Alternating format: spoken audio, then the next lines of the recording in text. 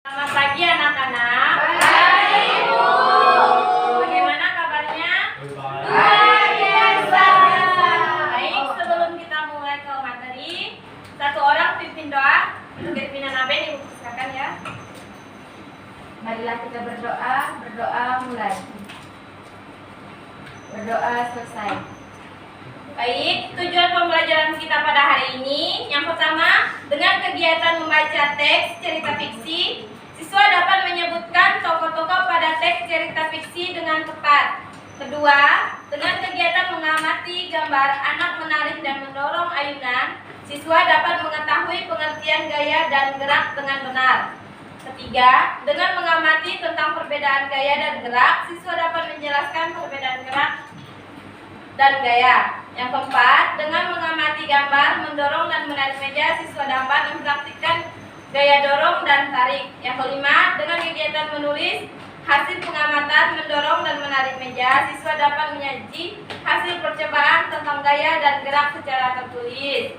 Selanjutnya kita masuk ke materi ya. Materinya tentang menjelaskan teks fiksi beserta unsur-unsur pembentukannya. Teks fiksi adalah cerita khayalan atau rekaan yang bertujuan untuk menghibur. Teks fiksi sering ditemukan pada cerpen, novel, dan dongeng. Berikut ciri-ciri dan contoh teks fiksi singkat. Cerita fiksi ditemukan pada buku bacaan dan novel yang berisi khayalan penulis. Nah, unsur-unsur fiksi ada 5. Yang pertama itu adalah tokoh. Tokoh yaitu pelaku dalam cerita. Yang kedua tema. Tema adalah dasar cerita atau sesuatu yang menjadi pokok terbentuknya suatu cerita. Yang ketiga itu alur. Alur yaitu urutan kejadian cerita. Yang keempat adalah latar. Latar yaitu tempat, waktu, dan suasana yang terjadi, tempat terjadinya peristiwa-peristiwa yang diceritakan. Yang selanjutnya amanat adalah pesan moral yang disampaikan oleh pengarang melalui cerita yang ia buat. Nah, untuk anak-anak kita membaca ya. Ya, Bu. Kita mulai. Udin dan keluarga Sedang berlibur di daerah asalnya, yaitu Jawa Barat. Di lingkungan tempat tinggal Udin di Jawa Barat terdapat tempat wisata Telaga Warna. Telaga Warna terletak di kawasan Puncak Bogor. Saat Udin berwisata di Telaga Warna, ayah Udin menceritakan asal mula Telaga Warna yang terkenal di daerah tersebut. Bagaimana cerita asal mula Telaga Warna? Anak-anak pernah dengar tentang dongeng asal mula Telaga Warna? Oke, karena belum pernah, satu orang ibu minta untuk membacakan dongengnya. Kepada Fani, ibu persilakan.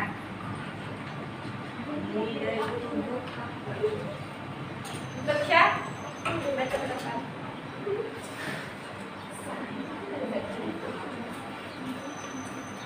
Baik, saya akan dongeng asal mula Telaga Warna. Dahulu kala ada seorang raja dan permaisurinya yang mendambakan kehadiran seorang buah hati. Mereka sudah bertahun-tahun menunggu, hingga akhirnya raja memutuskan untuk bertapa di hutan. Di sana raja terus berdoa dan memohon kepada Yang Maha Kuasa untuk segera dikaruniai seorang anak.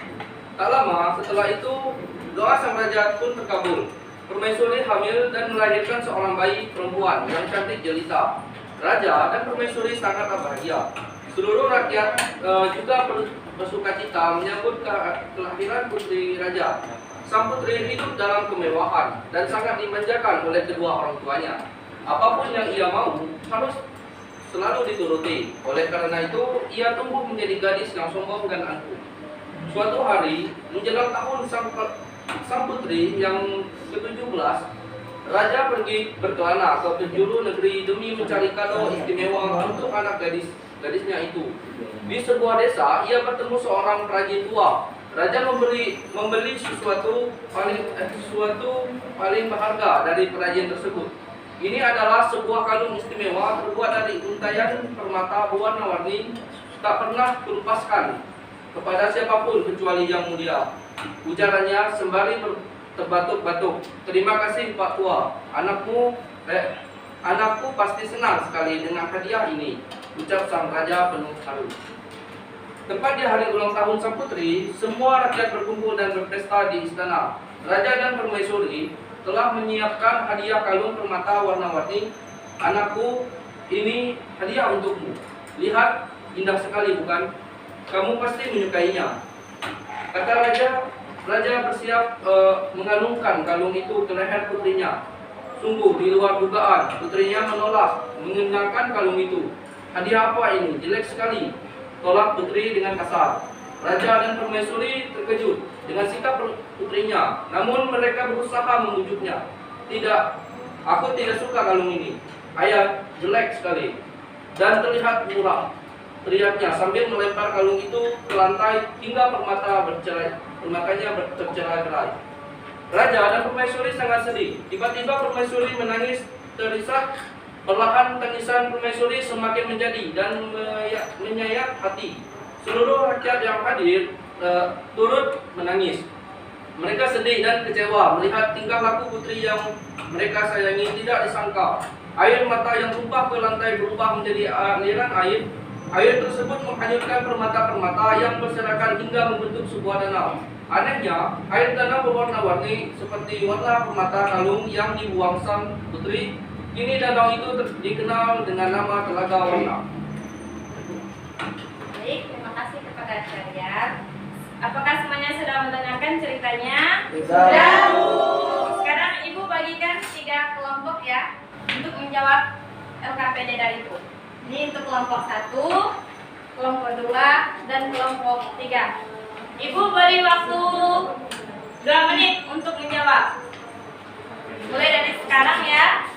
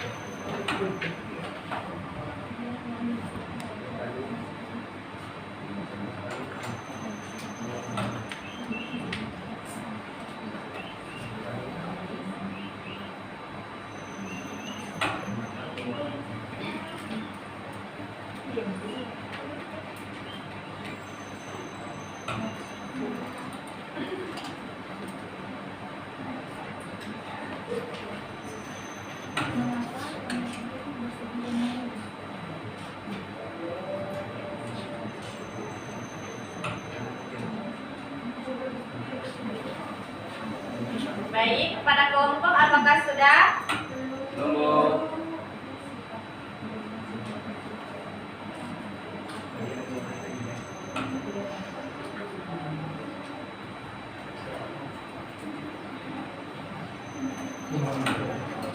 Sudah, Bu.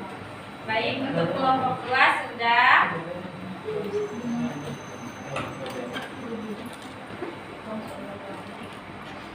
Untuk kelompok 1?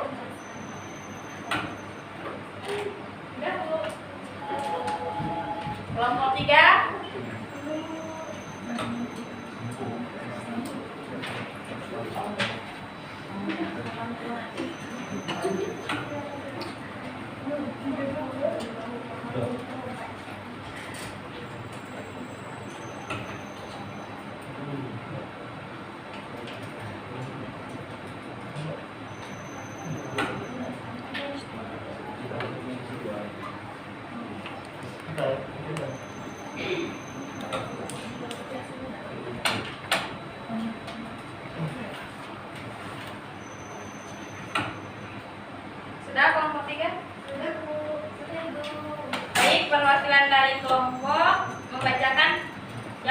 pertanyaannya dan jawabannya ya. Ibu persilakan ke kelompok 1.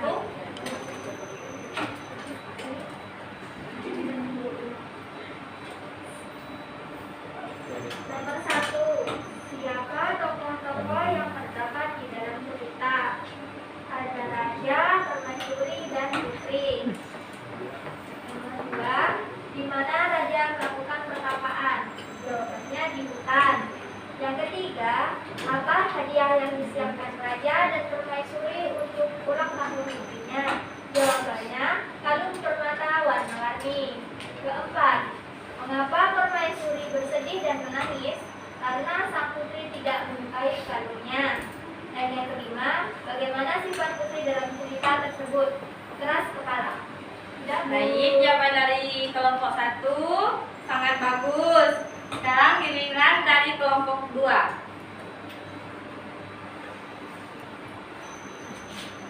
Pertanyaan nomor 1, siapa tokoh-tokoh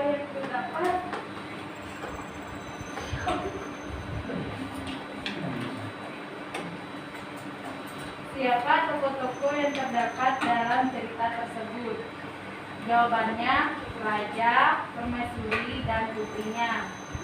Nomor 2, di mana raja melakukan pertapaan? Di hutan. Nomor 3, apa hadiah yang disiapkan raja dan permaisuri untuk ulang tahun putrinya? Jawabannya kalung permata warna-warni. Pertanyaan nomor 4, mengapa permaisuri bersedih dan menangis? Karena sikap putrinya yang kasar dan sombong. Pertanyaan kelima, bagaimana sifat putri dalam cerita tersebut? Angkuh dan sombong. Sekian, Bu. Baik, jawaban dari kelompok 2 juga bagus. Sekarang kelompok 3. Nomor 1, siapa tokoh-tokoh yang terdapat dalam cerita tersebut? Raja, putri, dan permaisuri. Yang kedua, di mana raja melakukan pertapaan? Di suatu hutan. Yang ketiga, apa hadiah yang disiapkan raja dan permaisuri untuk ulang tahun sang putri? Sebuah kalung permata yang berwarna-warni. Yang keempat, mengapa permaisuri bersedih dan menangis? Karena kecewa kepada sang putri yang tidak menerima hadiah dari raja tapi malah membantinya. Yang kelima, bagaimana sifat putri dalam cerita tersebut? Sifat sang putri buruk, kasar, dan angkuh. Baik, jawaban dari kelompok 3 juga bagus. Mari tepuk tangan untuk. Baik, materi kita sampai di sini. Ibu akhiri ya, satu orang pemimpin doa. Baik, sebelum kita mengakhiri pelajaran kita pada hari ini, marilah kita berdoa menurut agama dan keyakinan kita masing-masing. Doa dimulai. Doa selesai.